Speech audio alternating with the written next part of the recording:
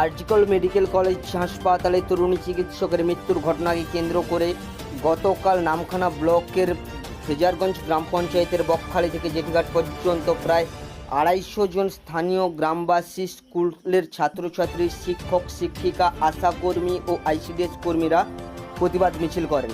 তাদের মূলত দাবি, অবিলম্বে আরজিকর মেডিকেল কলেজের তরুণী চিকিৎসককে যারা ধর্ষণ করে হত্যা করেছে তাদেরকে ধরে শাস্তি দিতে হবে।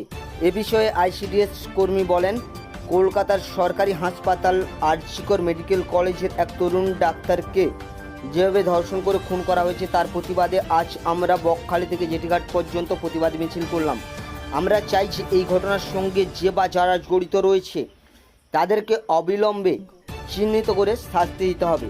আজকের আমাদের 9 আগস্ট আরজিকর মেডিকেল কলেজ হসপিটালে যে মহিলা চিকিৎসক খুন হয়েছিলেন সেই দর্শক খুনিদের শাস্তির দাবিতে আমাদের এই প্রতিবাদ মিছিল। সর্বস্তরের মানুষ আমরা অরাজনৈতিকভাবে এই প্রতিবাদ মিছিল বকখালি থেকে জেঠিঘাটে এসে সম্পন্ন করলাম।